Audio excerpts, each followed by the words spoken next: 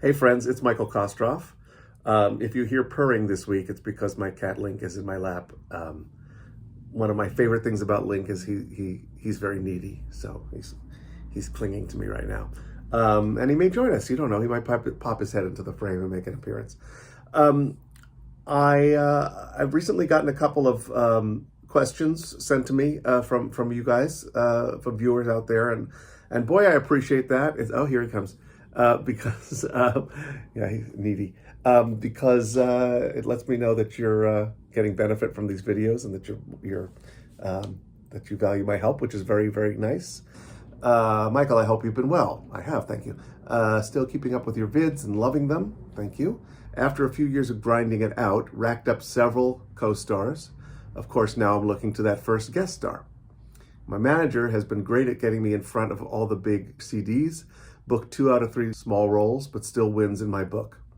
However, she has suggested I continue reading for these smaller roles to stay on their radar and continue building the relationship. It seems reasonable, but wondering if it's also a roundabout way of saying this is as far as I can take you. I'm grateful and appreciate it all, but thinking of where I'm headed next. I would have thought that my reel and resume would be enough to suggest to CDs that I'm ready to rock the guest star, but it seems I'm being told otherwise. Would love to know your thoughts. Oh, there's so much to unpack here. First of all, I think that we think of this as a linear, kind of a stair-step thing where you do co-stars and then guest stars, and then it doesn't always necessarily go that way, and this is in your favor. If you are successfully booking co-stars, it doesn't mean that people won't consider you for guest stars. I just don't think that's the case. We worry way too much about stuff like that. I also noticed that actors we're very good at taking the most negative possible interpretation of things. Your agent, who's obviously paying attention to your career, says, hey, you should keep reading for these co-stars to stay on the casting director's radar. Perfectly supportive, valid suggestion. You don't have to take it, but it's not a roundabout way of saying this is as far as I can take you. First of all, no agent wants to admit that. And secondly, that's just not being said. So we have to be really careful, friends, because we all do that. We all do this. We read into things, like if a casting director says, hey, that was a really good read, it's very hard to not think, well, that means you didn't like the other times I read for you? What was wrong with those? We go right to the worst. Like somebody sees you at the stage door and says, hey, you're really good in the play. And you're like, oh, they seem surprised. We're very good at this. And look at how you refer to, you've been grinding it out. You racked up several co-stars finally, right? And right away you say, small parts, but still a win. Oh, my friend, yes, a win, my God. As I think I said in a recent video, hundreds of actors wanted those parts, and you got it. And that's, to get paid to act is a thing. That's not a nothing. It's not like, well, what can you do? It's a small part. Those are legitimate acting jobs. So, and if you look at what we're paid for those when you're in the union, I mean, there is no job that pays like that. No normal muggle jobs pay that way. So I think you are looking at the most negative possible interpretation here.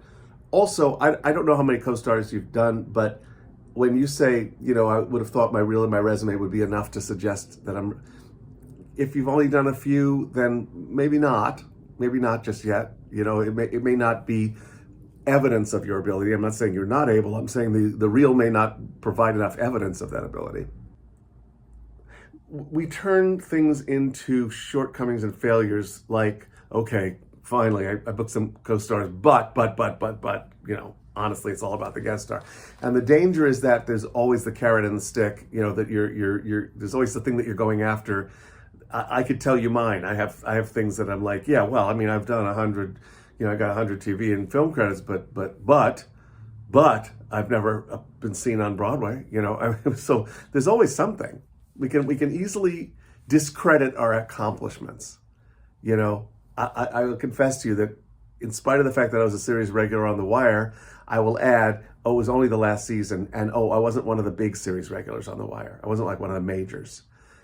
It's so easy to do. And which is why I'm such an advocate of celebrating. Let's have a big Yahoo for you booking these co-stars. That's a thing, you know, and I want to make sure that you celebrate. Not that you're content and you don't want to go any further. I get that. It's really healthy to want to keep doing more and more stuff, but to make everything the brass ring that you haven't reached is it's a tricky thing. So if you can have those ambitions and those aspirations without negating where you are, I think that's kind of the magic formula there. And all that said, at a certain point, if you don't want to do co-stars anymore, you must stop. And there's going to be probably a period where you are not getting a damn thing. Maybe not even getting auditions until people catch on to the fact that you are only doing guest star and up. I'm in sort of a similar place right now, and it's damn quiet for me. But I expected that because I'm not auditioning for one episode guest stars anymore. It's a strategy. We'll see if it works. So I think be sure that you are at that point. And again, you know, I would trust what your reps are telling you. If you're signed with people that you presumably you signed with them because you want to work with them, which means that they might be you might be able to trust them. And your manager's gotten you in front of casting directors. That's terrific, man. That's great. That's great. And I don't think that they're going, we can't bring him in for a guest star because he only has co-stars on his resume. So I hope some of that is helpful, because I think that there are a lot of thoughts and concerns within your email to me that I think will be valuable considerations for other folks who are watching this video.